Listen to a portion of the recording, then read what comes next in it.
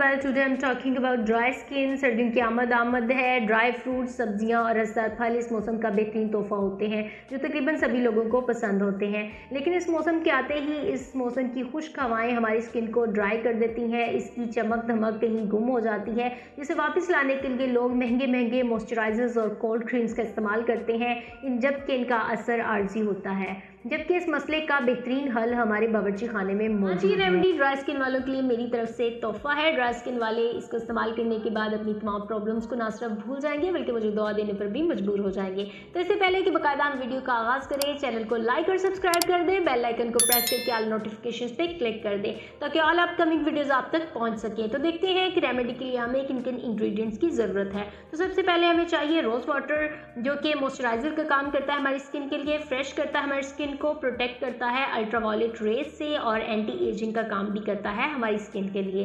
Second one ingredient हमें चाहिए glycerine, जो कि हमारी स्किन के लिए बेस्ट मॉइस्चराइजर का काम करता है। एक्ने और स्कार्स वगैरह को भी ट्रीट करता है, ड्राई स्किन को स्मूथ बनाता है और स्किन को टाइट करके रिंकल फ्री बनाता है।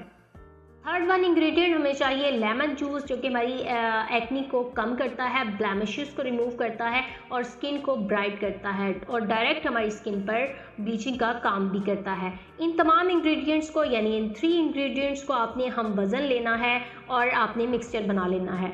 इसको आपने पूरी रात अपने हाथों पर, पाँव पर लगाना है। अगर आपकी चेहरे की स्किन बहुत ज़्यादा ड्राई है तो आप अपने चेहरे पर भी लगा सकते हैं और सुबह आपने इसको वॉश कर देना है।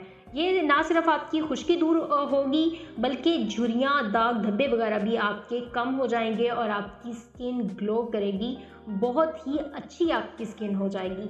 तो उम्मीद करती हूँ आपको ये रेमेडी पसंद आई होगी। मेरी ये फेवरेट रेमेडी है। अपनी तमाम रिलेटिव्स और फ्रेंड्स के साथ शेयर कीजिएगा और इसे इस्तेमाल करने के बाद फीडबैक ज़रूर दीजिएगा। मुझे दीजिए इजाज़त।